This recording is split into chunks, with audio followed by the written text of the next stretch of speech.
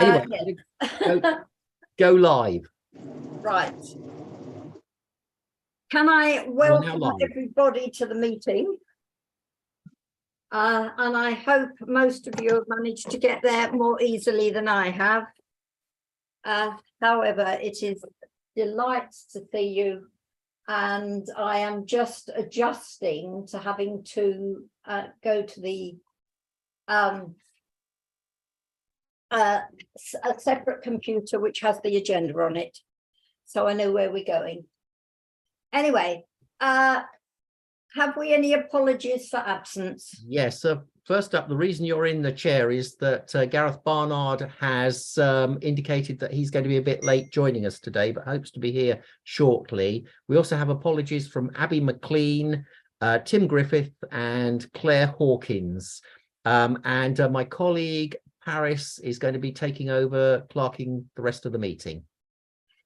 Thank you. Could I just say that on the apologies from Claire Hawkins, I think it would be good if Sacre could write her a congratulations letter, because she gave birth on Monday morning at 6 a.m. 4 weeks early to a baby girl, which is why she's not here. So I think happy to second that proposal. Let her off not being here for that particular reason. I think that would be a delightful thing to do. Yeah. So we'll ask. I think we should ask the chair to write something when he turns up. No problem. Right. Thank you. The other matter which I had forgotten. Are we quorate? Yes. Yes, you are. Yes. Yes. That's yes, right. we are. We have representatives from Group A, B, C, and D. That is good. Thank you. That's all well. Minutes of previous meeting, which hopefully everybody has had. Has anyone got anything they need to change, say, add within those? Deathly Ash, I will take that as the minutes are agreed, therefore, and move on to any matters arising. As there are one or two things in the minutes, but they all come up later in the agenda, so I don't think we need to bother with that. At this point, anybody got anything else to say? Right. There are no matters arising which are not on the agenda. Membership update. We have appointed 3 new members to Sacre. Tim Griffith, Anna Kennedy, and Joe Rakierski.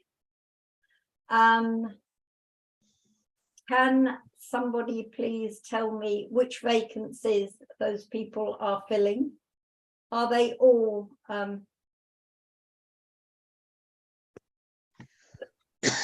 Harry, do you know which group they are? They're all Group C. They're all Group C. They're all Group C, which was where we had the majority of vacancies. Because Tim is taking our academy head teacher place. Anna is a second primary head teacher, and Joe Raklowski is a primary school teacher, special needs school. So excellent. Are all 3 of them here? No. Tim has sent apologies. Yes. Anna is here. I believe that Joe is planning to join us. That's my understanding, but I'm just checking emails to see if I've seen anything different. Yeah. So welcome Anna is, I think, should be appropriate now. It's a bit unfair on Madeleine because she's not only just found out she's chairing, but she's not long been back from Australia. So her head may still be down under. less than a week have I been back, and yes. Yeah. Fortunately, I read the minutes and the agenda, but that's about as far as it goes. Anyway, welcome to Anna, and we will welcome the others in due course. Thank you. And delighted we are to have the additional members. Is that now a full complement of teacher representatives, Anne? I will have to bow to the people who work for the local authority to know that one. I think Tracy was nodding. I think we are full now. My understanding is that we are full now based upon that. Excellent. Excellent news. We also have had with us for a year, well, just over a year, a co-opted representative of the humanist group. And there is a proposal now that we need to consider whether we provide a permanent place for a humanist representative. Now, I have a question on that for the administration. And that is, are we entitled under our constitution to add an additional person to Group A? What should happen would be that SACRE would request to the local authority, if were SACRE to agree that a place should be appointed for a permanent humanist representative, not necessarily Alan, but a permanent humanist representative, then SACRE would have to ask the local authority to agree to make a variation on our constitution. Right. So it's not something SACRE can decide in principle if we wish to go ahead with that. But it would be the final say would rest with the local authority. And were we to decide so, Alan would then need to go back to Humanist UK to check that, or the local authority would need to contact Humanists UK to check that they were happy for Alan to continue as to fill that post, if that's what's decided. Right. So my suggestion would be that, providing it's not going to mess Alan up too much, that we actually asked him to temporarily withdraw from the meeting whilst this discussion is had. Would that be okay, Alan? That's my advice. Obviously, Chair and local authority people can intervene on that if they think otherwise. But I think we would... Joe, is there any chance you can mute? You seem to have joined us twice and I'm getting feedback from your second person. Thank you. Thank you very much, Joe. I appreciate it. What's the view if we are going to debate the role of the humanist, whether there should be a permanent humanist place should the humanist co-opted member withdraw from the meeting temporarily? And I do mean temporarily, Alan. Yes, I think we it is an agenda item. We need to debate the wisdom or otherwise and advantages, disadvantages of appointing a permanent resident, a permanent member. So I think if the local authority people are in agreement, we should ask Alan to withdraw while we discuss it. Can I just come in and say that my advice would be that given that this is technically a public meeting, that it's probably best for Alan not to participate in the discussion, but I don't see why he shouldn't be able to listen to the discussion. Oh, right. Thank you. Fair enough. That seems a reasonable response, Derek, which is why I was asking for confirmation from the LA on that. Thank you. So shall I put forward my thinking as to why this would be a good move? Yes. Because it is the advisor that has proposed this. So we are very aware that we are coming up to a syllabus review. Co-opted members may not be part of the agreed syllabus conference. The census data has shown us that there is a large increase in the number of people claiming to have no religious beliefs. And in order to have a fair representation on the rewriting of the syllabus, I feel that therefore it would be really important that the humanist has a full role, because a co-opted member cannot be part of the agreed syllabus conference. I've been doing some research into agreed syllabus conferences, and this has come to light. So that is a large part of my reasoning. The other part of my of it is that actually we are talking about equality, diversity, inclusion, and therefore it would seem to me to be churlish to not include the humanists.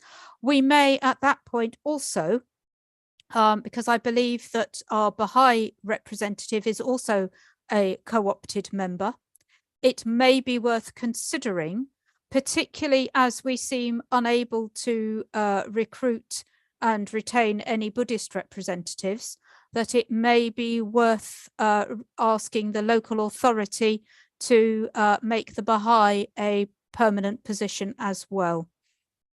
So that's my, for the same reasons, in order to be able to participate fully in the agreed syllabus conference and the syllabus review. Mm-hmm. So that's the stall, if you like. Thank you, Anne. That is very helpful. Has anyone else any comment they wish to make?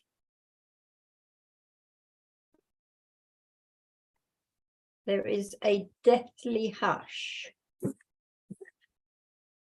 My personal Lizzie Gibson has her hand up, Madeleine. Oh, thank you. Lizzie. Thank you, Madeleine. I would agree that if we are going to make the co-opted humanist role permanent, then with inclusion and equality in mind, I would support the same for the Baha'i. And if we're going to do it, let's do it at the same time. So my only thing. You just muted yourself, Lizzie. I don't know how, but you did. Apologies, I don't know how either. I don't think I was even touching the pad, but there we go. Yeah, no, I would simply support doing both at the same time and making both on a permanent footing. Do we need to consider whether there are any other non-faith-based worldviews who are in a similar position to humanism in terms of having structures and sort of policies and things in place? Or are we happy that humanists present a good representation for non-faith-based worldviews? The only other group that represents non sort of is an umbrella group for non-religious believers is the National Secular Society. But of course, the National Secular Society is very much an umbrella group, and you know, it has other groups that are part of it, and could contain non-religious. You know, many non-religious Jewish people might be part of the National Secular Society. It's not. It doesn't come with a kind of set of codified expectations in the same way that I understand Humanists UK have a sort of overarching vision, if you like. I could be wrong on that, and that may be that towards the end of this debate we actually need to ask Alan to come back on that one. Thank you. So Gareth is now here, so should we hand over the chairing to Gareth? I'm sorry to say that I have such limited connectivity that I'm happy to participate when I can, but I cannot chair at this point. I just don't have the bandwidth. Sorry. Okay, that's fine. And I'm here as a member. I'm really sorry, folks, but I've had. Yeah. Okay. Yeah. Do carry on. I'm more than happy to join in as and when I can. Okay. Thank you, Gareth. Thank you. Gareth, have you any comments to Well, make? we have other people. Kathy and Alvin and Ron have their hands up. Right. I will come in at the end. Do call me Madeline when anyone else has spoken. Okay. Thank you. Thank you. Yes. Right. Now, why can't I see people's hands? But however, please tell me who's the next one. Kathy. Kathy, please. Hi. Yes, thank you. I just thought I'd check out. I became a member of SACRE when it was formed back in the early 90s. Then the Bracknell changed the protocol and just had the 6 religions that were in the syllabus. So I moved from becoming a member of other religions to becoming a co-opted member. So I am currently a co-opted member. And have been since the change of the protocol. But I think what Anne was suggesting was that because the Buddhists have not been on the come along, there's a spare space on the 2 other religions, and to put me in there instead of being a co-opted member. I think that's what you were saying. Yeah, I am proposing that Baha'i should become, as it is in Windsor and Maidenhead, should become a permanent member of the group in order to bring in the diversity, because obviously anybody co-opted cannot take part in the syllabus review. So, sure. Yeah, I just thought I'd clarify that. Thank you, Kathy. Alvin. Yes, thank you. Yes, it's an awkward one. It's a bit chicken and egg as well, with the syllabus coming up, etc. I mean, I'm not really that comfortable with a non-religious part being in the group, and it seems difficult that if the syllabus is going to change, yes, maybe perhaps we should wait and see what the changes are. But I'm sort of somewhat uncomfortable with the situation as it is. Baha'i joining, I think, is fine, as we're then talking about another religion coming in. But otherwise, I'm not that happy, really. So. Thank you, Ron. Yes, I as I say, I didn't really have access to the agenda, so this has kind of come out of the blue for me. But I just want to be kind of upfront, and my initial reactions are that I am uncomfortable with this, but I wouldn't oppose it. And the reason I'm uncomfortable with it is because humanism has a kind of a forward-facing impression of being anti-religious and wanting to undermine religion.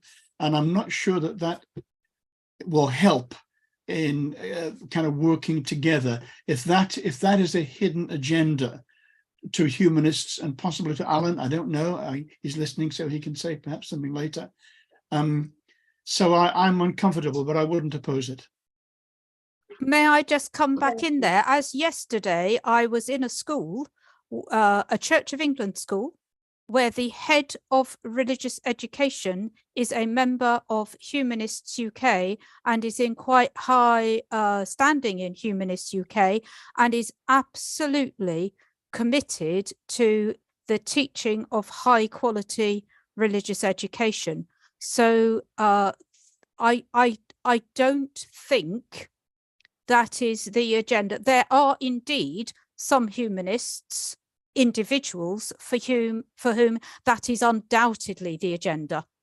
in the same way that there are some Christians whose agenda is to go in and proselytize in schools. That is not, as in my understanding, that is not the opinion of Humanists UK. And the letter that came out to all Sacres from a particular humanist in Sussex, commenting and complaining about collective worship, the content of that letter was actually disowned by the overall organisation of Humanists UK. So yeah, I don't want to argue my point, Anne, Yeah, but if you yeah. I just feel that No. I need in order to have the I just debate, wanted we to need say to have that both sides of the if you see high profile people like Alice, whose name has just gone from me. Alice Roberts. Yeah. That's right. I mean, she was the secretary, I think, of the Humanist Society last year, possibly. I mean, she has written a book for children about humanism. It would be good to read it, to kind of see. And she's a very winsome character, a very good communicator, that I think it is subversive to general religious belief.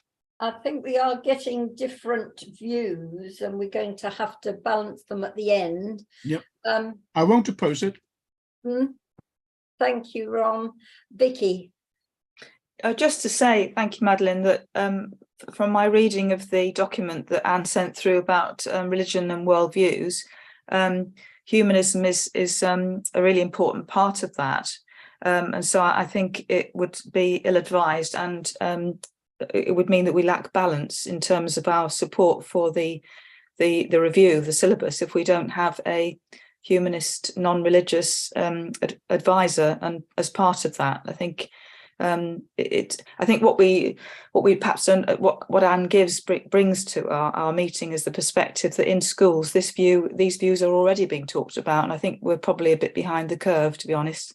And that may be something to do with our age for some of us and our experience of RE in schools. Thank you, Vicky. Yes. Okay. So, sorry, I hope I haven't insulted anybody. But I am old myself, so I'm including myself. Not at all. Ozzy.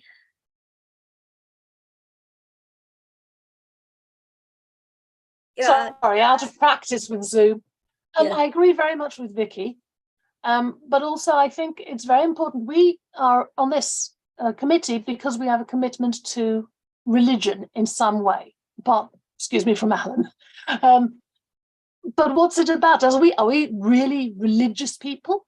We're talking about children who are not necessarily engaged with religion, and a very important part of religion is an ethical framework. So I really think it's important that children see an alternative ethical framework that isn't necessarily about a deity, but that there is a strong ethical framework in life without necessarily having a deity. And I suspect that's what humanism can offer. Thank you, Ozzy. And I think sort of people have expressed a range of views, and do you mind if I come in, Madeline? Do you mind if I come in? Gareth, I was going to ask you to come in right there. So I would like to support what Vicky has said, but I think, I think we are a strong Sacre in that we have very competent and able people who are able to, what I would express, hold their own and project the views, faith and values that they have in a collaborative and appropriate way. So my feeling very much, really very much, is that I think we are strong enough to understand the role that we want from a worldview participant in this. But I think it doesn't take away from the obligation we all have, and that would be on any participant from that category now and in the future to respect the ethos in which we work. So I think it's important, given the curriculum review, I think it's important, given the direction, that we reflect that, but that we continue to work in a collaborative and respectful way. And I have no doubt that would be the case. So I am supportive of the paper that's been put forward, recognise the reservations, but ultimately it's about our behaviours and habits within Sacre that will determine how effective this is. So I hope that's helpful. Thank you. It's very helpful and sums it up beautifully. Clearly, in the interests of balance, I think we need to ask the local authority if we can appoint a humanist and a Baha'i representative to Group A as additions to our already very effective SACRE. Is that a proposal that we may put to the local authority? Yes, yes. Yes. Okay. Thank you very much, everybody. We will ask the local authority, and Harry will have that all recorded. If We have Paris today, not Harry. Oh, Paris. Thank you. If Paris will ask, or is it Tracy that asks? I think what we will have to do is we will have to get the chair to write a letter, because although it goes in the formal minutes, I think it will a formal letter will need to be written to the local authority requesting an amendment to the constitution to expand Group A and create spaces for Baha'i and humanist representatives. If the local Thank you, Gareth. If the local authority agree, then we will have to ask Alan and Kathy to go back to their nominating bodies. So the Baha'i and the Humanist UK to sort of support their nomination to full posts. Would that be all right? Both of you? Yes, works Yeah. for me. Thank you. Okay, Kathy, brilliant. Thank you. Can I just say one thing to alleviate some of the doubts? The core moral value in humanism would be very familiar to all of you, which is sometimes said, do as they would be done by. I want you to respect my views, and I will therefore be respecting your views. That's it. Thank you, Alan. Yeah, golden rule is very important. Yep. Yes. So that is the decision, and can we ask the chairman to do the letter and assume the correct responsibilities there? Please. Yeah, he's already said he'll do that, so it's cool. Excellent. Bracknell Forest. Right. Bracknell Forest SACRE annual report and forward plan is the next item. Now, the annual report was included with the papers, and I therefore will assume that most people have read it. I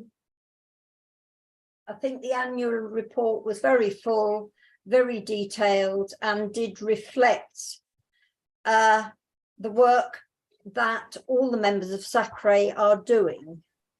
I had one comment that I wanted to make on the annual report. No, it wasn't on the annual report, it was on the forward plan bit. Has anyone any comments to make on the annual report? Because presumably if we are agreed, Anne will then submit it to NASACA. Is it NASACA that has it? Yeah, it's NASACA and the DFE. The question will be, I think later on we are going to be having some oversight of the examination results. So the only question I would have, and I guess these two items should probably have gone together. I don't know if the chair is in agreement, if we might be able to bring the results forward at this point, I because think they that could makes be, eminent sense, Anne. Yeah, I and then think they let's deal can, with that and then now. they can be added to the annual report. Yeah. But it That- seems only fair for Sacre to see them before I just bug them in the annual report and send them Yeah, off. no, I think that makes a lot of sense. Let's do that, and then let's work that through, Madeline. And thanks for continuing to chair. As I say, I'm hearing about every third word at the moment, but you're doing a great job. Thank you. Right, so we will add item 10 to item 5. Tracy, do you have any Yes. comments to make on the examination results? Yes, indeed. Now, myself and Anne actually have met already today to discuss this, and what I have to present to you is the overview from the LA and obviously from a national perspective, as much as the information that myself and Anne can have. Unfortunately, this is unvalidated data, partly because obviously the data around religious education that schools have from the secondary sector, that actually is not in the public domain. That sits with schools, and it doesn't sit out, on any website that you will see. So I have some of that detail. I have details from most of the schools, so I can give as much as I possibly can for you, but it will come from the LA, but not directly. You will not see any direct information from schools. Does that make sense? Mm-hmm. I'm looking at how I share, because we don't use Zoom in the LA very often in my section. So if everyone's okay, I'm going to try and share my screen with you. So just to give you an idea. There we go. Can everybody see that? It's coming Yes. through. Yes. Absolutely Yes, we brilliant. can. Right, so this is the Key Stage 4 results. What we do know in terms of 2022, we've got all the data back to 2017. What you will recognise, obviously, during the COVID times, that data we don't have available to us. But, in terms of number of percentage of pupils nationally, 17% of pupils nationally undertook RS or RE, depending on the syllabus.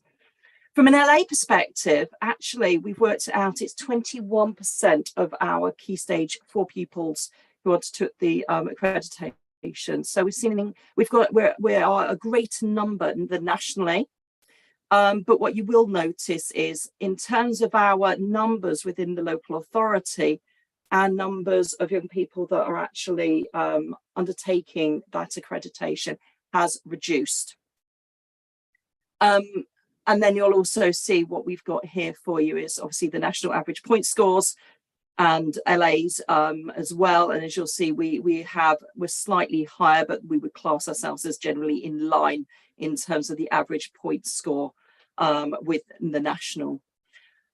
In terms of percentage of pupil attaining sort of 9 to 5 plus and 9 to 4 plus in terms of the actual accreditation gradings, we have seen an increase in the percentage of pupils attaining in that area, which is really good to see.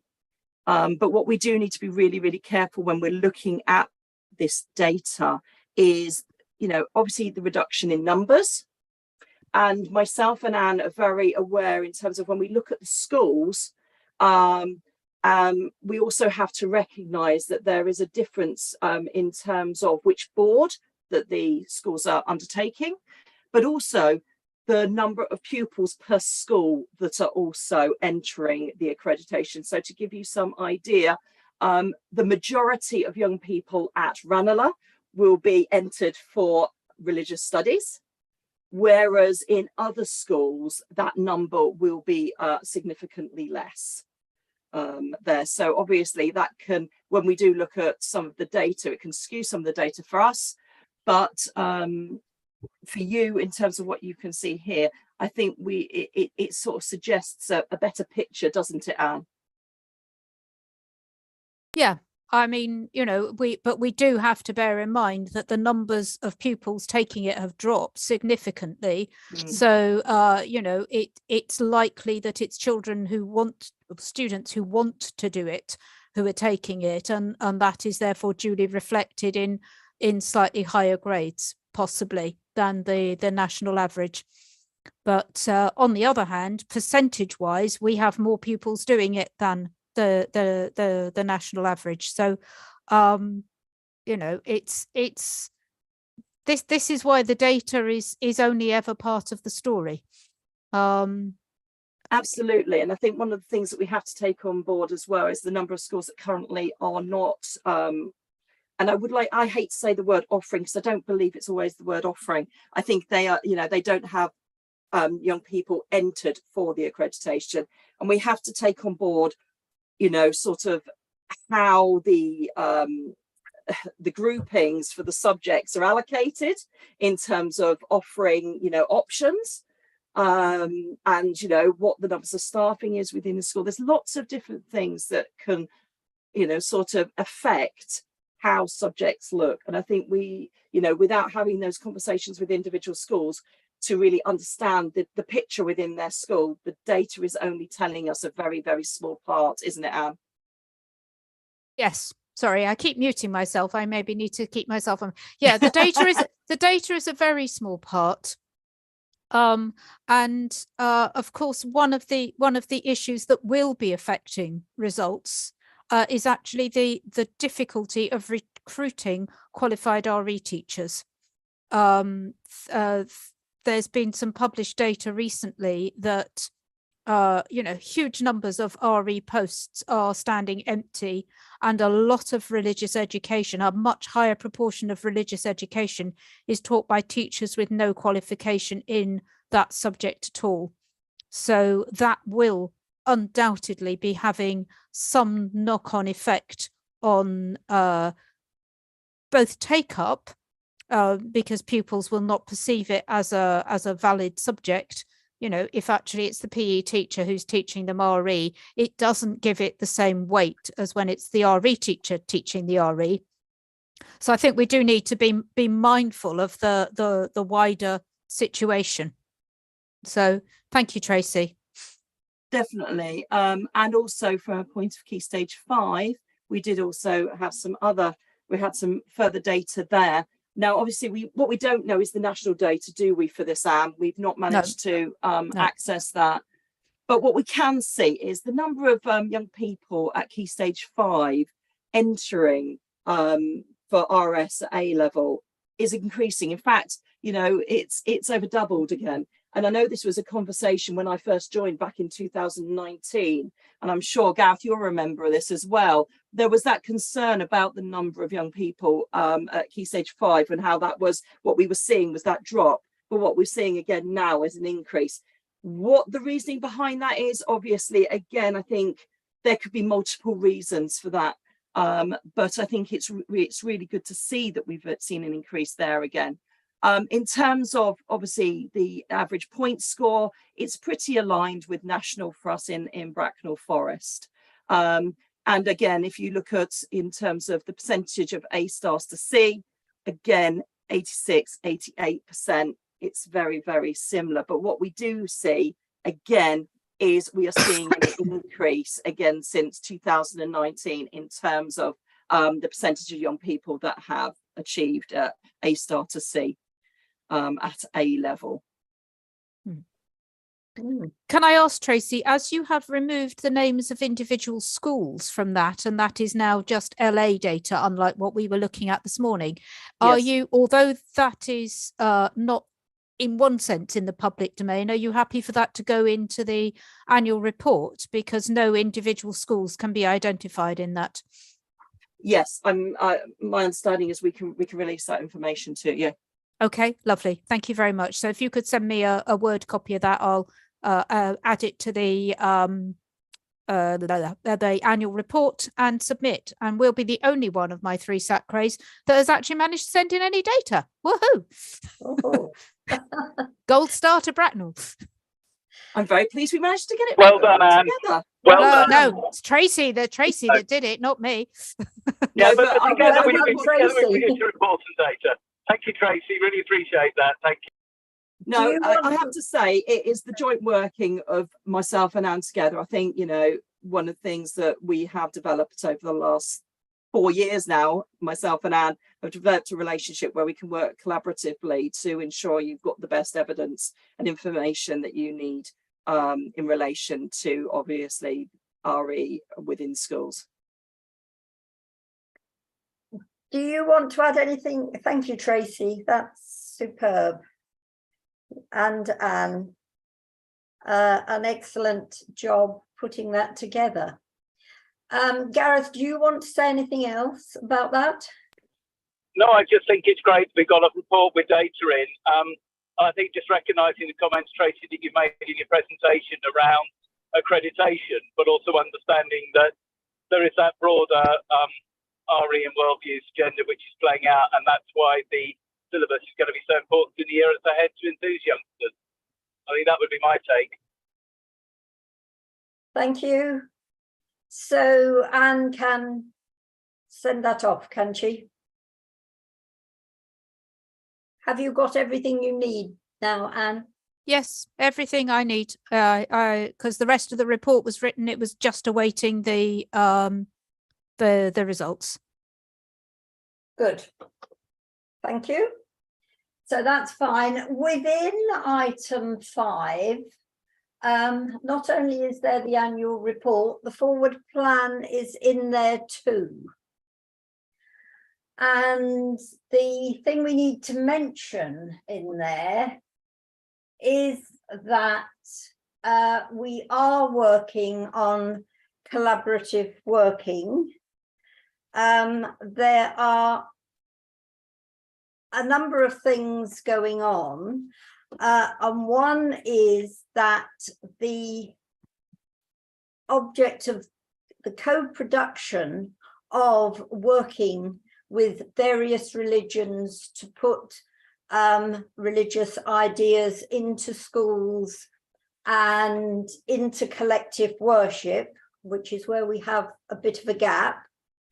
And I think the gap in the collective worship being put forward is largely reflects back to COVID, when assemblies weren't possible and therefore everything closed down because people weren't allowed to go in either. But in order to move that forward, the Local Authorities Community Engagement and Equalities Department, which is led by Harjit Hunjan, are working on co-production and have put together co-production workshops to which all of you were invited. I was invited, I tried to get there and I couldn't because it landed up being too late at night. And I was otherwise engaged, but hopefully some people did manage to go to that. Did anybody go to any of the co-community workshops? Deathly hush, perhaps they didn't, but they are going on and they are working with the Ideas Alliance,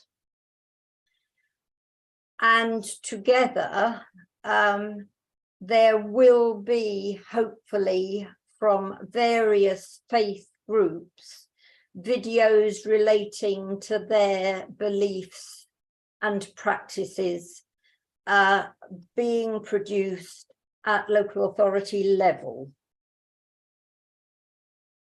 Now, I know that the Muslim community have made one. Has anyone else made any progress with doing films? Is that a hand, Kathy?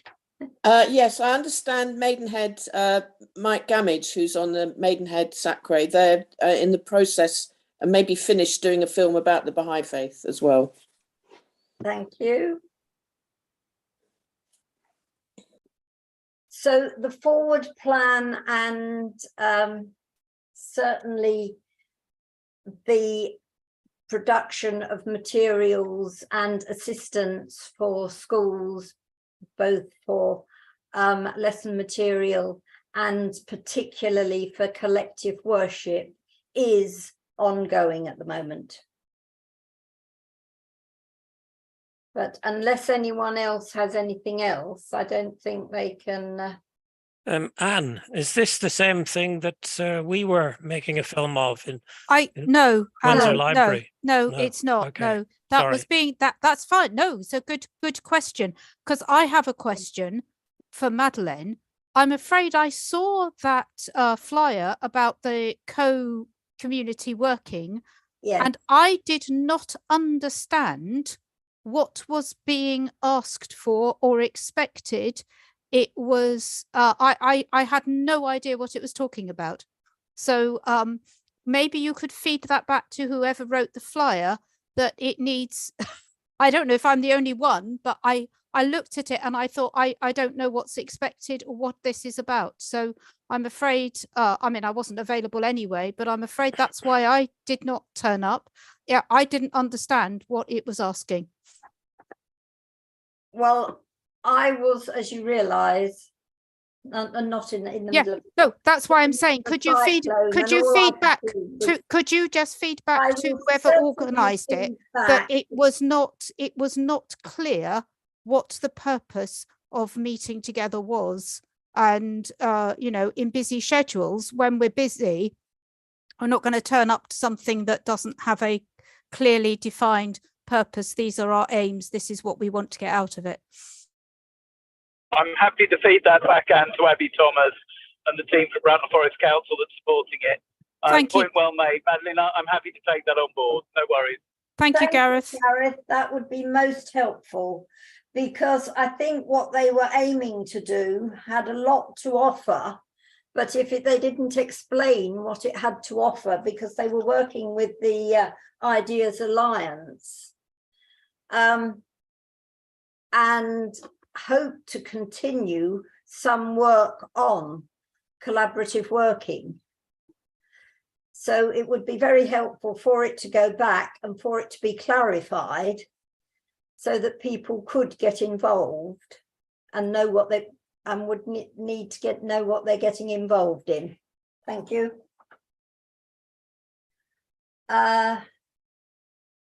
Right. Item 6, religion and worldviews in the classroom. We are seeking feedback on the Religious Education Council's resource for curriculum, which I think we all had to read. We all had the opportunity to read, didn't we?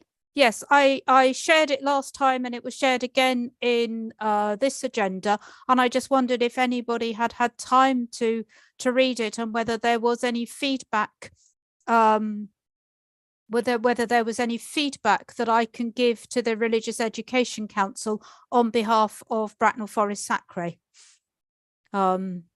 because they are asking, you know, they want to know what we think.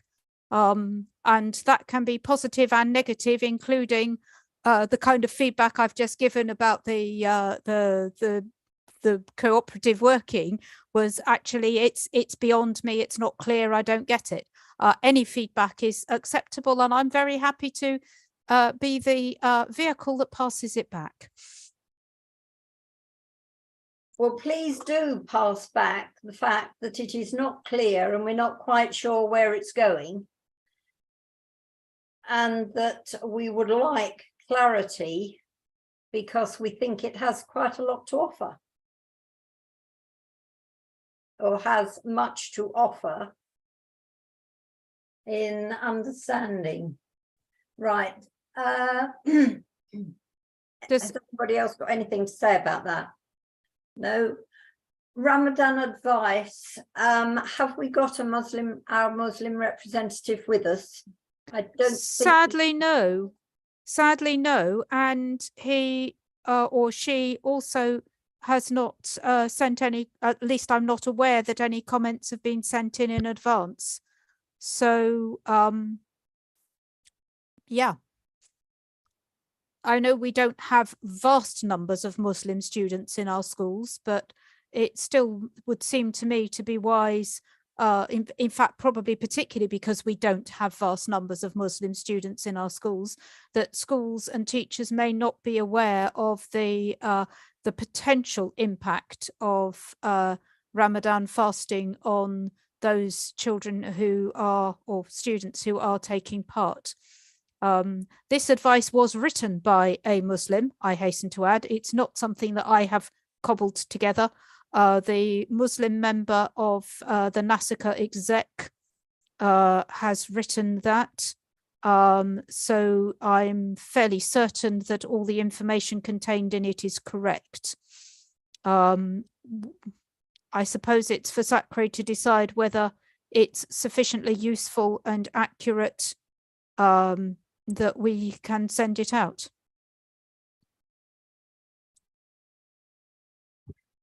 Does Tracy have a copy of it? It's in the agenda, so yes, everybody has a copy yeah. of it.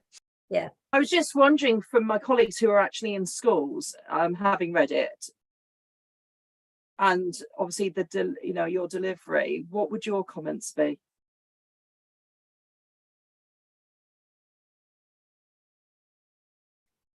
Have we lost all of my colleagues from the schools? Tracy, I'm here.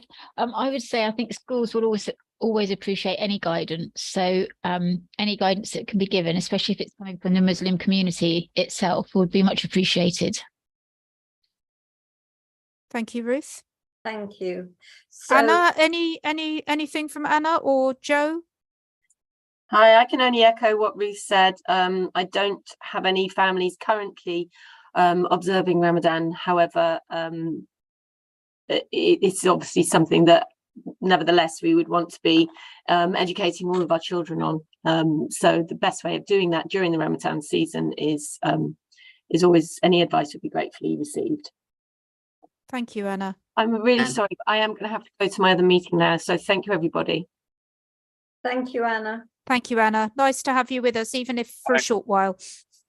Can I just add, Madeleine? I think it's important advice that we give out. I think we make sure we state the source of the advice. I think, Anne, you introduced it very well, and I think then it's up to school and probably AK governing boards to use it in whatever way they think fit. But I think it seems to me to be a credible and reliable approach and source. So I would support its dissemination. Yes. Is that agreed that we should? Yeah. Well, Rajdip and Tracy have their hands up, and possibly Joe as well. I'm not sure, or whether that was a clapping hand. Hand up, yeah.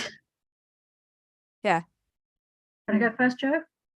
Yeah, I was just saying that we've been lucky enough to get one of the Muslim representatives to come into our school, hopefully on Monday, to come in and talk to our Key Stage 2 children, which we're really looking forward to, because we have been struggling to find places of worship that we can go and visit, or to have visiting speakers into school. So yeah, we're excited, and it's thanks to SACRE who put us in touch with them, and they responded very promptly to being able to come in and talk to our Key Stage 2 children. And I think it's really important that we have that facility, so that our children, because obviously, especially as we're in a Catholic school, we have very little knowledge of other faiths, and we don't want to get it wrong because we don't want to be disrespectful. So having somebody from that faith to come in and talk to our children, to know that they're going to receive the right information, is really important. Thank you. Rajdip? I was going to add, I think I was trying to look for it. So my daughter's school, secondary school as well, circulated a PowerPoint, I think last week, about Ramadan. Quite informative, because I think sometimes it's the kind of factual information. So it's probably there's an overlap. I can check if they're willing to share that. So it's the whole school in Wokingham, and I can circulate that to a few of you to have a look at it. Would that be of use as well? It's quite informative, and I think sometimes I can say it's visual information can be easier to absorb than just all kind of just I mean, this text is aimed at the teachers, not at the students. This is advice. The text that's here is Ramadan advice for the teachers. How they then disseminate that to the students would be up to them. But yeah, I take your point that visual is is easier. I was just quite impressed with it all being on one side, because I thought teachers might actually read it if it's on one side. Would you like me to check with the school about sharing the information from my daughter's school to pass it on to you to have a look? Yeah, why not? Why not, Raj? That would be lovely. Thank you. Yeah, great, good idea. Anything that adds is okay. Will do. Good. Lizzie. Tracy's got her hand up first, but sorry. I'm happy to give way to Tracy. Oh, thank you, Lizzie. No, all I was going to leave Tracy till the end of the comments, because she's going to have something very relevant to say and is the holder of the document, isn't she? Lizzie? Thank you, Madeline. Yeah, I just wanted to say I really like how it's laid out. It's nice and clear. The information is succinct, and having it in bullet points with highlighted, you know, bold text for some of the key points really makes it usable. So I would support sending this out to all our schools. Thank you. And Tracy. No, all I was going to say is the lines with myself and Anne highlighted to all of our schools, didn't we, Anne, not very long ago, some free training around Ramadan for our schools. And we sent it out to all of them. So this would be, you know, we don't know how many of them took up that opportunity for free training that came available, but it would be another source of support for them. Thank you. So we have agreed that it would be useful to circulate the information that we have, because it could be helpful to teachers. If I make sure you have it in Word format, Tracy, you can Bracknell Forest it with a logo and whatever else it needs to look like it's come from Bracknell Forest. Send it across to me, Anne, and I will do what we need to do for it. Yeah, corporatize it. Anyway, item 8, teacher survey. Anne, is this something you're commenting on? Yeah, very briefly. I mean, we haven't got very many teacher reps left here now, but they should have received a link from NASACA, to which I had asked Derek to forward, and I'm sure he did.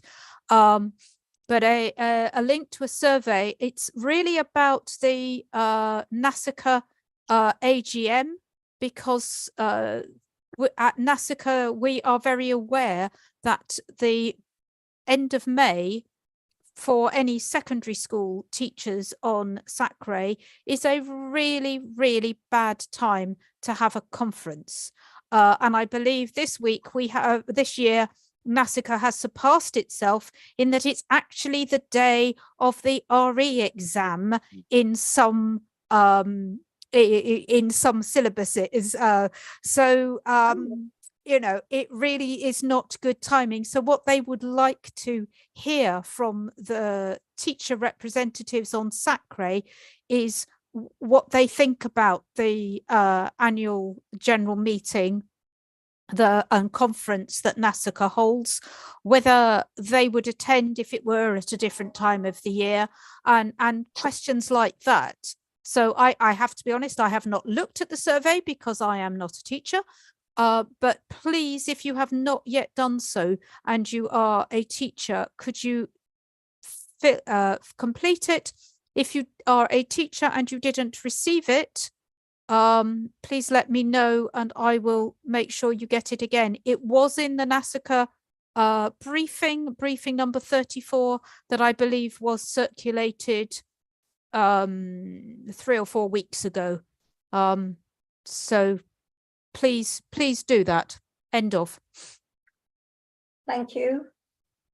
Tracy, is your hand up for this item or left over from legacy hand? Apologies. Thank you. Right. Schools visit, any updates from teachers and anyone else who has gone into schools on visits? We've already heard about one, haven't we? Joe told us about one. come up and coming. Oh, that's up and coming. Any that have happened? No. Let's move on. We've done item 10, artifacts. To consider a review of the artifacts and the role of SACRE members in their review. Is this Anne and Tracy? Yes, it's us again. So, as you'll be aware, SACRE have got a range of high quality artifacts currently at the OLC. Myself and Anne are very keen for those artifacts to be able to be used by our colleagues within school. In fact, what we will be doing at the beginning of next term, won't we, Anne, is ourselves heading down to the OLC to identify some to be able to bring to the next RE meeting to talk about the real importance of artifacts and the value in terms of sticky learning for them. The key thing is we'd also like for all young people within Bracknell Forest schools to be able to access those really fundamental artifacts. Now, to be able to do that, we will need the support of colleagues within SACRE to actively come and work, you know, to look through those artifacts at the OLC to identify, you know, and is everything there that should be in the boxes? Is there anything missing that should be in the boxes that has never been in the boxes? Is there things missing because accidentally they've been put in another faith box? Is there anything there that is out of date in terms of, you know, maybe tapes? And as we know, none of us are really using tapes, and in schools, VHS and things like that. Are there things that, you know, sort of, as I say, we need to have, but to enable this to happen and for those boxes to be used in schools, we need colleagues on SACRE support to come and work with us to obviously make them good. And for me then to be able to work with my colleagues at the Open Learning Centre and within Central LA who deal with bookings, etc., to enable us to make those available. Myself and Anne have already said that, you know, we will give some of our own personal time, won't we, to come and support with that piece of work. And I will work with the OLC colleagues to enable us to be there and utilise the space to go and look at all the artefacts. But unfortunately, we are not able to you know, with I personally, I know, do not have the understanding and to be able to look at all of these wonderful, really rich artifacts that we've got and understand whether they are appropriate, broken, missing bits, etc. So I'm looking at my colleagues around the room to see whether people would be willing to give up some time to work with myself and Anne to do that. And we were talking, weren't we, about if we had a number of people there from the different faiths, that would enable us to probably get it done quite quickly, wouldn't it? Yeah, I would have thought we could, you know, a morning or an afternoon, you know, a good 3.5 hours would probably be more than what's needed. You know, I have just emailed Derek with a copy of the current catalogue, which shows us the sorts of artifacts that are there, so that you would begin to get some idea of what you might be coming to encounter. But the artifacts cover the 6 main faiths. I apologize, there are no Baha'i or artifacts or humanist artifacts. I'm sure there are some very good reasons for that. So, but that's the case. So I would have thought somewhere between 2 and 3 hours would probably be adequate. You know, if we had somebody from each of the faiths dealing with their own faith's pile of stuff, and obviously, if you are happy to come, bring a friend from your faith community and work in pairs. There's no, you know, it doesn't have to just be you on your own. You could bring a friend. That's my opinion anyway. So that's the plan. I think Dilip has. Yeah. Hi, Anne. I know we discussed this a little while ago, and I think you did publish a catalogue as well, which is good. So I'm happy to help, but just listening to you here, it's just challenging to do during the weekdays for me. Happy to help. I did offer to help cataloguing and photographing them as well, if need be. The offer's still there, but like I said, unfortunately, doing it during work hours is just a real challenge for me. Tracy and I have already discussed that we would be happy to do this on a weekend, Saturday morning or afternoon. We do appreciate that the choice of a Saturday might make it somewhat difficult for Ossie. Sure. Oh no, you're all right with the Saturday. Oh, okay, cool. I know you observant. Right, that's fine. I mean, I know you That's were not actually orthodox, but sorry, on a sort of slight diversion, I think that is actually quite relevant because a lot of the time my religion is taught as though everyone is ultra orthodox. Yeah, and that's not the case. Oh yeah, I absolutely know that, but I also know that even people who are not ultra orthodox often, but not always, observe at least some parts of the Sabbath. I would consider this to be a part of my observance because it's part of teaching Judaism, and that is part of being a Jew. Wonderful. Isn't she a superstar? Thank you, Ossie. So yeah, I mean, I would think that probably a Saturday morning is going to be our best bet. Because obviously I can't always do the working week either, because my working week looks different every week. So I don't know where that would put. So if Dilip could help, I don't know if Rajdip could help. Obviously our Muslim rep is not here tonight.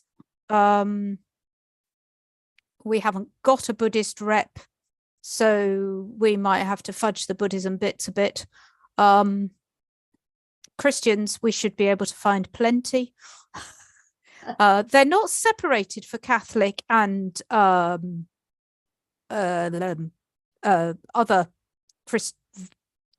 denominations of Christianity, Joe, but that doesn't mean they couldn't be. I would be happy to help on a Saturday if you needed. Lovely. Thank you, Jill. Given that, you know, when learning about the Tudors and Stuarts, our children are learning about the difference between Catholic and Protestant, etc., I think it really would be useful to separate out a little bit and also have some comparative stuff on those, because it's something my children have, you know, come home and asked me about, certainly. Yeah, I think it's a good idea, and I think we probably, although we don't have a large Orthodox community in Bracknell, I expect with the influx of Ukrainians, we probably have more Orthodox Christians than we used to. So it may be worth seeing if we have any items that are particularly sort of relevant to an Orthodox tradition. So I don't know how you want to proceed, Tracy, whether you want to find some dates that the OLC can accommodate us and send those round to see what we can do, whether that's the way to start or whether we see what individuals can do and go that way. Rajdip wants to say I was something. going to say, I think I'm happy to help. I think it's a deja vu. I think we discussed this some time ago, didn't we? As I say, one question, if you could circulate that catalogue again, Trace, that'd be great. Well, No, I've just sent it to Derek, asking him exactly to do that to all Sacre members. Yeah. And then dates. I think the other question I was going to ask was about dates. I think it might be mindful. I think we've got children with GCSEs, so kind of mid-April onwards, it's kind of going to be difficult. And I think unlike everybody else, my preference would be weekdays. My kids are at school. I could push to a Saturday or morning or afternoon, and you're well in advance. But weekday would be preferable. But yeah, but I'm happy to be part of that. For to kind of catalogue. Thank you, Alvin. Thank you.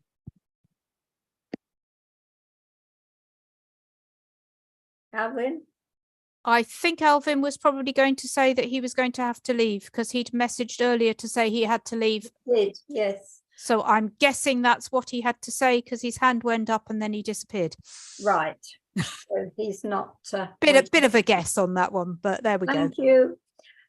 Is the way forward then for you and Tracy to fix a date with the people who have specifically said they're available, and then to notify all of SACRE members that they are very welcome to come along?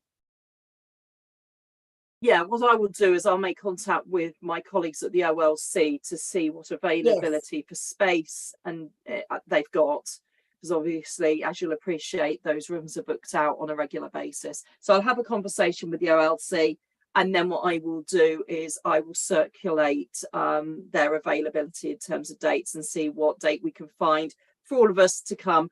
And I'll look at making sure there's some teas, coffees, water, etc. And maybe some biscuits as well, just to keep us going.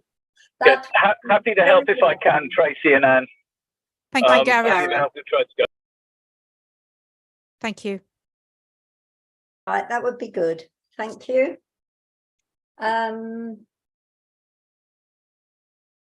Budget update. Tracy, is that you? Yes, it's me again.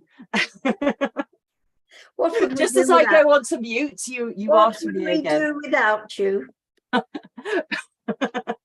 Right. So in terms of SACRE budget, just to give you a little bit of an update. So for 2022-23, the allocation of budget for that came to SACRE was 1,770.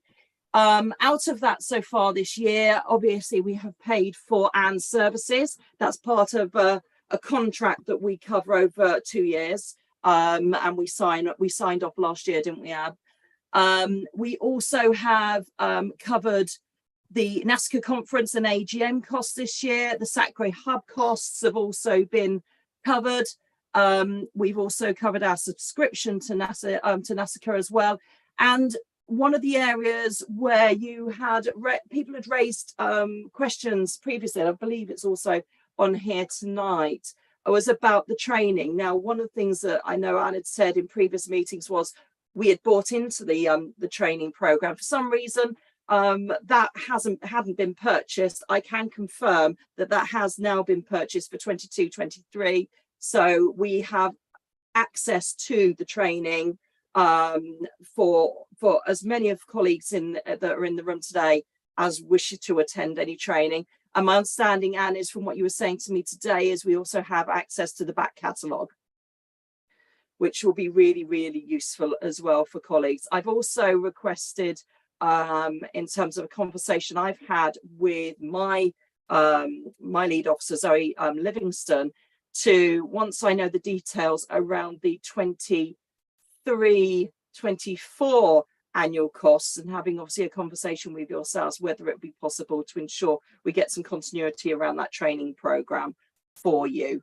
But so far we have paid out £3,175 a total in terms of total spend. That is obviously exceeding the budget that is currently set for SACRE. Just to ensure that I put everyone's minds at rest, I have had conversations with my colleagues within the LA, and Zoe Livingston has confirmed to me that there will be a conversation in relation to the 24-25 budget. I can't do anything around the 23-24 budget at the moment, as you'll appreciate. But in terms of the 24-25 budget, I have been advised that there will be a meeting with me to review the budget for SACRE. So we do, obviously, as you'll appreciate, looking at what I've obviously just said, we do cover the costs that are excess of the budget. But what normally happens, and has happened over, number of years, is where you've requested further support, funding, I have, and they have then, obviously come back to me to whether they can support it or not. So that will be applicable when we come to asking for more money for the syllabus review. No, my understanding from Anne, would you like to update on that for me? You're on mute, Anne. Sorry, I just clicked the button. I must have clicked it twice. I was going to include that as part of the hub updates, but in fact, because we have, as Sacre Hub, judiciously been storing safely the money that Sacres have been paying in to the Sacre Hub, when the next financial year's contributions are made, which is usually £900 per Sacre. Once those have gone through, in order to fund the syllabus review across the 6 local authorities, we will have the best part of £20,000, which should mean that we can continue to make some of the films like Alan has made and the Baha'i community have made for the Real People, Real Faith part of the website. But we have enough money to do a proper syllabus review, including, I anticipate, paying for working parties of teachers to write materials and resources, to have launch events in each of the 6 local authorities, and prior to that, hopefully pay somebody to do a proper design job on the syllabus so that it looks a little bit more professional than our current syllabus, which I think does rather look like it was produced on the cheap, which I think it probably was.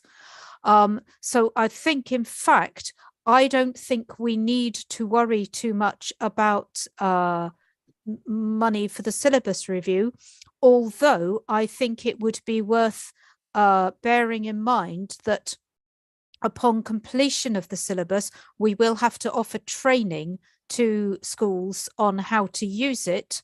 And I actually think that the advisor time to do that training and the training time for that will probably be the main thing for which we need to ensure we have additional budget. That is certainly what I've advised West Berkshire today. But that is a year down the line, because obviously it's going to take us a year to produce the new syllabus. So we won't be running any training on it in the year 23-24 because it won't be written. So I think that's where I'm projecting, because I think training will need to be done by each local authority, because obviously teachers are not going to travel from Slough and West Berks to the same places.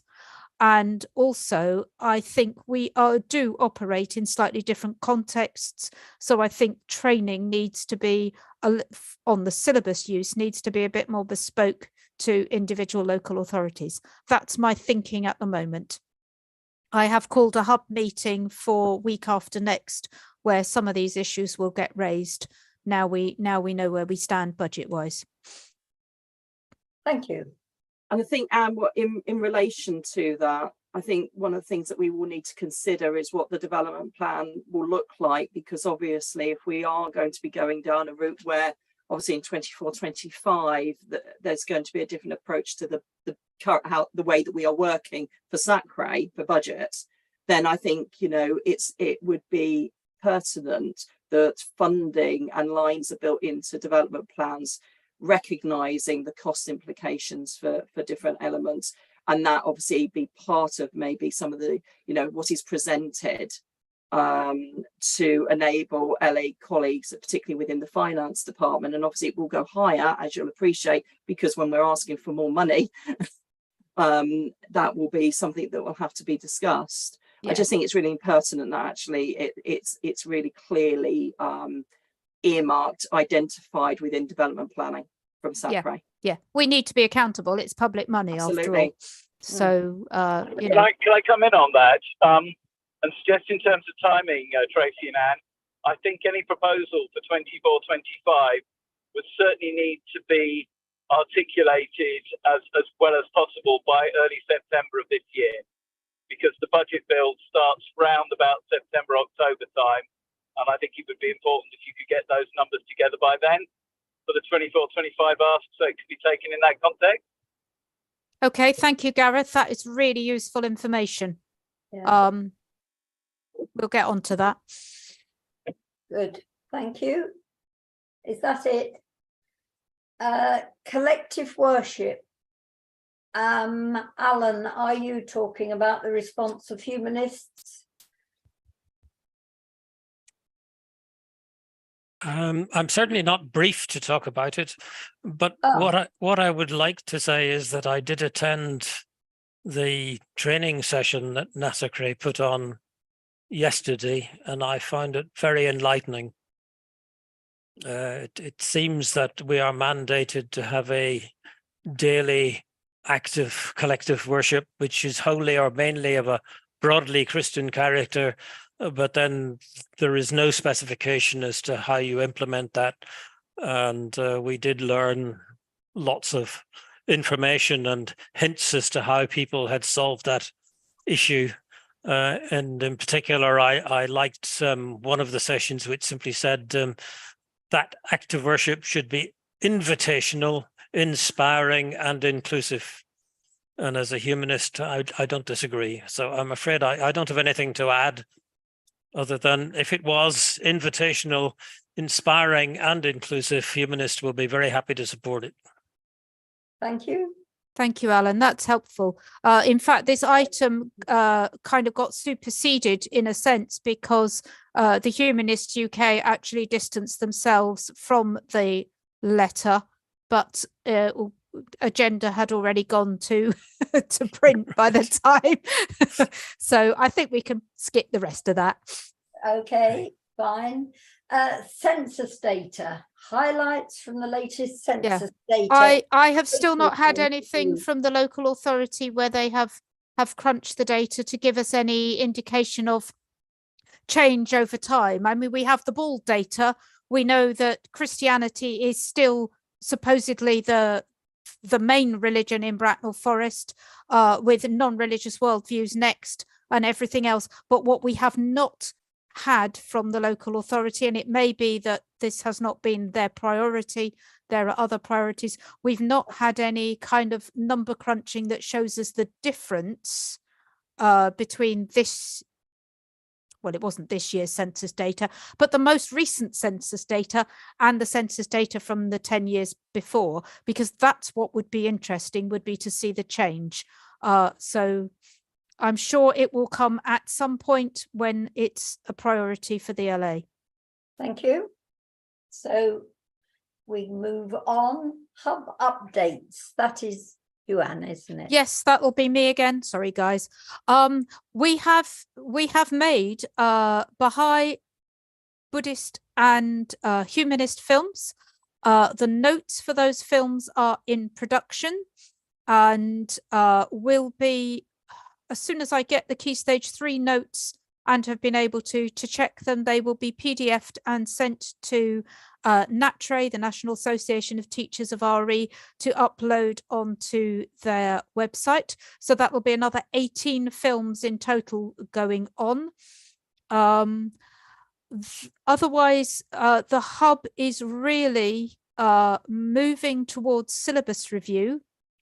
And some of you, I hope, have been invited to attend conversations with your faith or tradition group.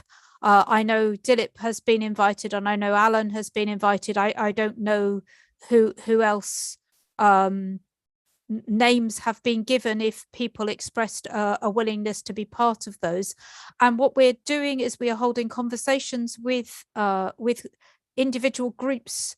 So there's a Jewish conversation going on. I think, Ossie, you're on the invitation list for that one.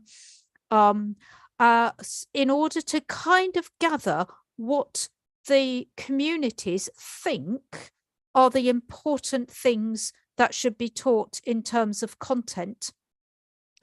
Because we were one of the things we discussed in a previous hub meeting and possibly in a SACRE meeting as well, was that the current syllabus, while it has some very nice big questions, is actually very, very, very light on content. So teachers don't know what it is they need to be teaching. So we thought we would begin by gathering that information I can't promise that all of it will end up in the syllabus, because we may end up with so much that we can't fit it all in. But at least it will give us a starting point, and we will know that the content suggested for each tradition is accurate as far as the local groups are concerned.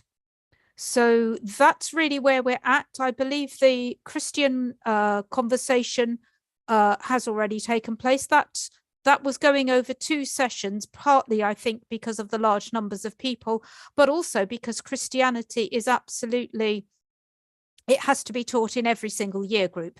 So there is a lot more to sort of unpick. Whereas for most of the other religious traditions, each one of them will probably not feature in more than 2-year groups as the main focus of study. So obviously there is less information to gather.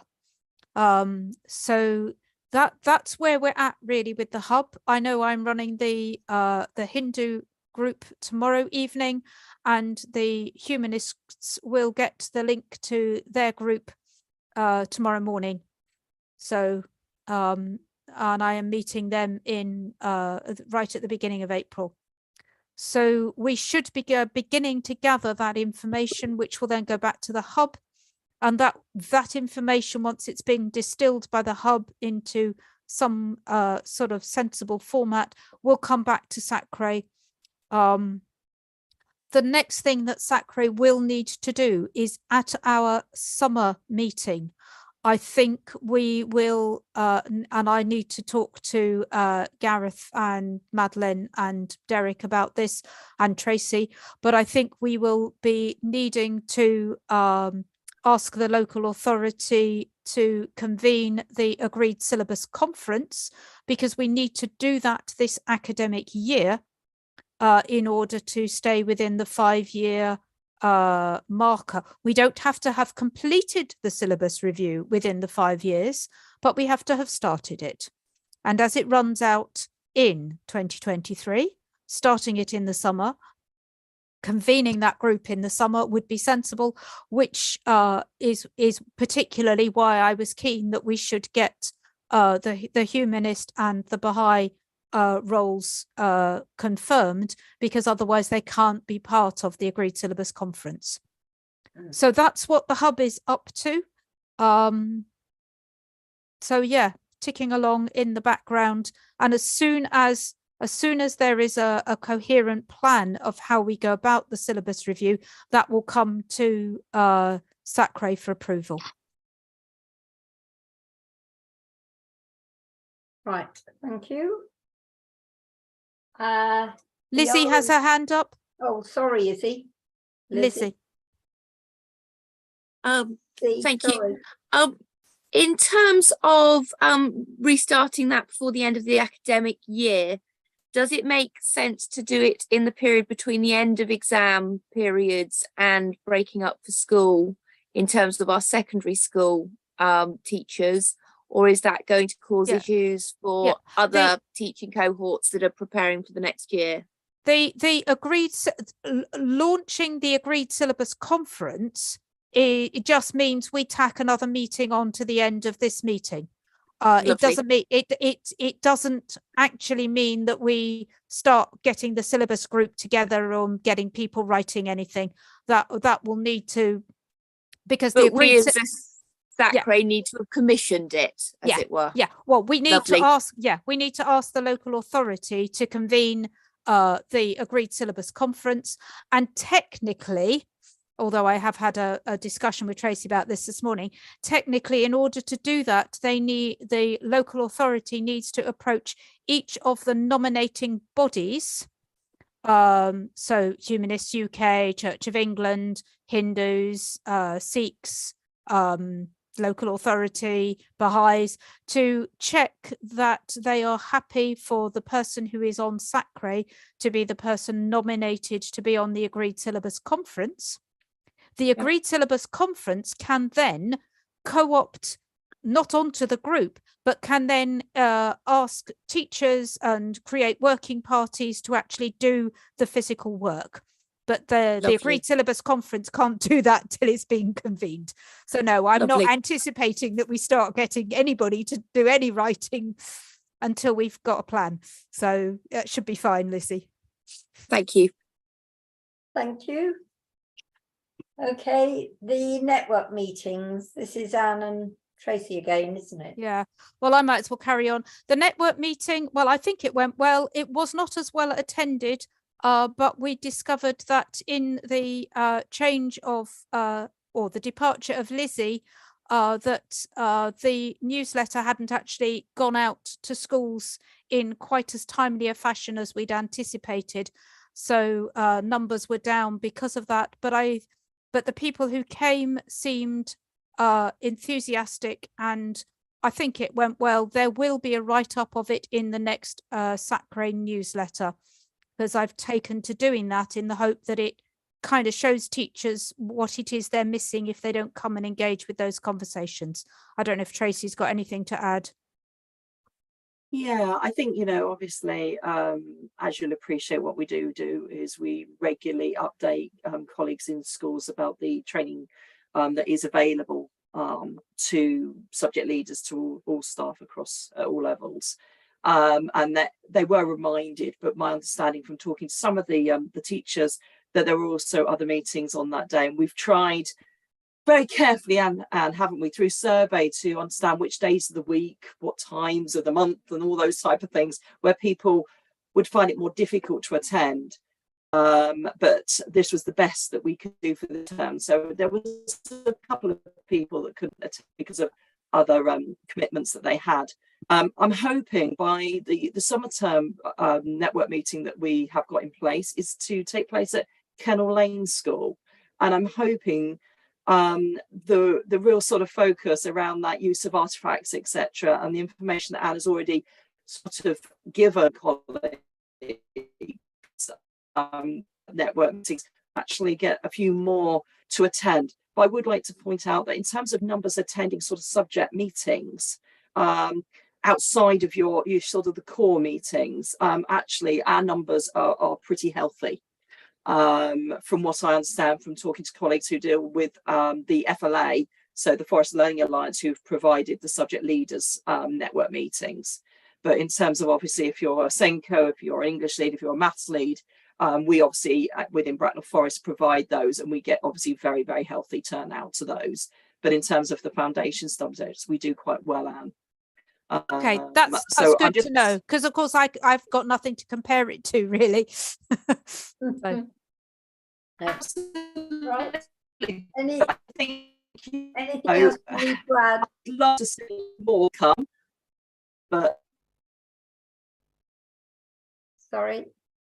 I think we've got a bit of a we've got a bit of a hitch with Tracy's sound. Yeah, she's coming and going a bit. Yeah. Do you need to add anything, Anne? I don't think so.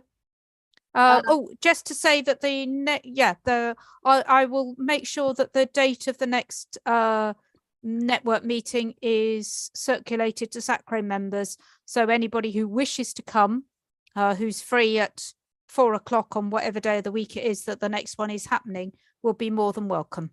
Thank you. That will be useful. And the next item is the NASACA AGM and conference.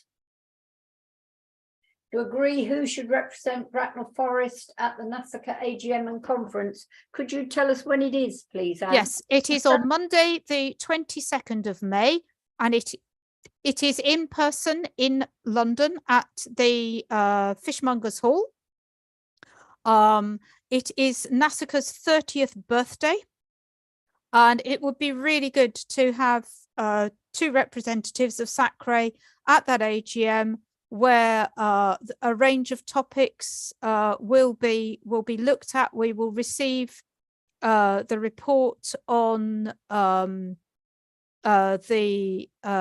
SACRE annual reports, which is why I need to make sure I've got ours in. And we will also receive feedback on the freedom of information requests that went out to local authorities, and there will be an introductory session from NASACA's patron, Charles Clark, as we think about the way forward for SACRAs in an ever-changing environment. The cost is about £120 per delegate, because we are a subscribed SACRA. And 2 people can go, and I, as a member of the exec, I do not need to be one of those 2 people, but obviously if we don't get 2 people, I could represent Bracknell Forest, but otherwise I'll be going as an independent. Tracy's hand was up and it's not any longer. Okay. To represent us, because we always normally have an agreement with one of our other local authorities and that in terms of how we support that. Right. So yeah, but that's normally because I'm half, but as I can go for free this year, that's, I mean, we don't have to send 2 people, but you know, I can go for free, so we don't have to pay for me at all. is anybody available? Would like to go on the 22nd of May up to London to the NASCA conference and their AGM.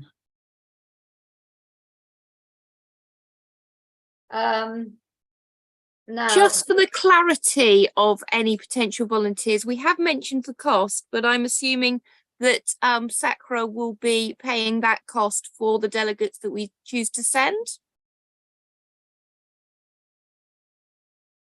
That would be my understanding.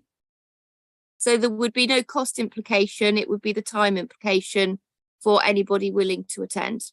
And the cost of the train fare to London, unless you've got a portal. Right. Normally, just to clarify, because in the past what we've done is Anne has represented either us or another local authority to attend that. My understanding is we've always paid part towards the attendance at the AGM, haven't we, on your behalf, Anne? And the diocese have covered the cost of your travel. But you know, yeah, I can claim my travel from NASCA exec now. Yeah. I'm sitting in a completely different position as a member of the exec. So what I would have to do is obviously is if anyone is willing to attend, etc., I would take those details back to obviously my service lead to highlight that Anne would not be attending on our behalf this year. Right. So is it Tracy that people should notify if they? Well, I think because we have a cost question, yes, but it would be the clerk who does the bookings. Right. That makes sense, Tracy? So people let you know if they would like to attend. You find out, because obviously we don't want a clerk to book more places than we can afford. Yeah, so what would be easier is if colleagues who are interested raise their interest to Derek can then let me know, because obviously we've got colleagues that are actually not around the screen today. No. And then what we can do is I can then raise with Zoe. Obviously it's a maximum of 2 places, so I can then raise with Zoe you know, sort of the cost implications of that, and then I would obviously come back once we know that. If we've, I mean, my question is that I'm looking around the room and I don't see more than 2 people offering their services to attend it. But I guess the question has to be is if you have more than 2 people that wish to attend, how would SACRA like to move that forward? Let's worry about that if we get that, Tracy. I would say if we have 2 volunteers, let's put their names down, just advertise it more widely. But my guess is that we need to formalise that pretty quickly. So I would be tempted to go with those that are volunteered to attend. Okay, if Derek lets me know, I can at the same time I will raise it with Zoe at my next meeting. Yeah, and we need to send a note to if we could ask Derek, or I can ask Derek to send a note to all SACRA members asking them if they wish to go. Yeah, there will shortly there will shortly be a briefing from NASACA, which is a shorter briefing than usual, which is a one-item briefing, which will focus on the conference. So if people are uncertain, as bookings do not need to be made this side of Easter, Right. you know, we've raised the issue so people are now aware. When that briefing comes out, I will try to ensure that everybody on SACRE gets to see it. That will have all the details of what's happening at the AGM. So this can come out of sort of our 23-24 budget. It does not need to be paid for before the end of the financial year. So hopefully we can with more information, people will know exactly what it is they're signing up to. It's not an early start for delegates in London. It is for exec members. Right. Thank you. So that is what we will do. The SACRE newsletter, Anne. I think all the information is in the agenda. Yes. It would be lovely to have more articles for next SACRE. So Rajdip's normally very good at providing me with articles, so is Abby. Other people are very welcome to contribute. Reports from school, you know, if you have a deep dive in RE, be really helpful to have a report on that for the newsletter, or, you know, where anybody's come in. So I know Joe has had to go, but a report from Joe on the Ramadan advice that or the Ramadan session that the Muslim community does would be really, really helpful. Yes. Because it's a newsletter for our schools. I don't know, Alan, if you'd like to write something sort of picking out some of the key points from the collective worship session that might be useful to hand on. I was just thinking the same. I'll see. It'll only be a short paragraph. Oh, but yeah, that's all it needs. That's all it needs. And I can add to it if I think it's necessary. I mean, I can add one of the slides, for example, because I wrote them, some of them. Yeah. So thank you. That's it on that. Right. Thank you. And any other business? I hope Kathy has something to say about the what's happening at the Interfaith AGM. Well, we've got the AGM coming up. We haven't finalised. We've invited Anne, but yeah, I only saw that email from Rajdip today, and I'm afraid I am not available that day. I'm already booked in a school. Oh, right. Okay. So I'm really sorry. Obviously Wednesday afternoon is core working time. Oh, right. Okay. I think every Wednesday was booked up this academic year, apart from yesterday, and that was only because of, or today rather, that was only because of strikes. Right. What was the subject you wished to do? We were talking about RE education. RE education. Yeah. Okay, there are other people who can speak, so we'll talk about that shortly and see if we can find the speaker. Okay. Therefore, I'm so sorry. I am, depending how it's done, I am happy to sort of submit something in advance. You know, but yeah, I'm really sorry that I can't be available on the day. I checked the date. all right. Yeah. Sorry about that, but there we go. It's such a hassle to find the date that the date becomes the center around which it all works. Now that is the end of our agenda. Sorry, Madeline, I've got one. Any other business? And it is to thank you for chairing the meeting in such a fantastic professional way at such short notice, and really appreciate you doing so. And I think it's been a fantastic meeting, colleague.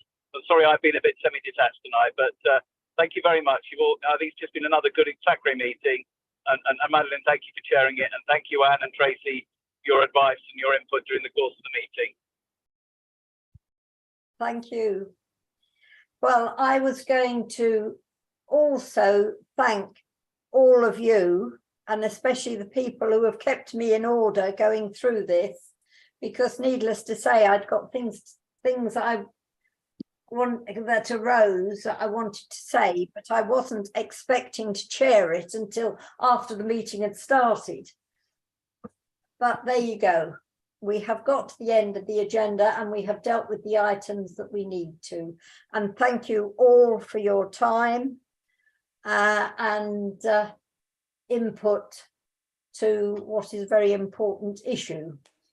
The dates of our future meetings are the 3rd of July, the 13th of November and the 11th of March 2024. Can I just check that, excuse me, having meetings on Mondays is going to work for people? Yeah. Yes. Is it going to work for people? Yes. Yeah, I'm comfortable with that. The only question is that Lizzie may be returning to work part-time and she may not be working Mondays. So if she's not working Mondays, we won't get Lizzie back as our clerk. So that doesn't apply until the autumn. Is that correct, Derek? She will be back with us from the middle of May, but Okay. So in theory, we're actually advertising for a full-time post as well. So we may well have somebody completely new dealing with it. Okay. In which case, I think for the moment we leave the meetings where they are, because otherwise I know it creates hassle in the council. Certainly this year we've done Monday, Tuesday, Wednesday. Now, normally we try with most of our meetings to get them on the same day because people become familiar with that same day, same time, and it Yes. usually works. But I'm conscious that we're meeting obviously on a Wednesday today, and Well, I got when we drafted confused. it up, we were looking at Mondays, but we can change it if that doesn't work. Yeah. So we'll leave them as Mondays. Okay. Thank you. Okay. Thank you all very much. Thank you, Madeline. Thank you, Thank Madeline. you. Madeline. Bye. Thank you. Thanks, Bye. everybody. Bye bye. Good night and goodbye, everybody.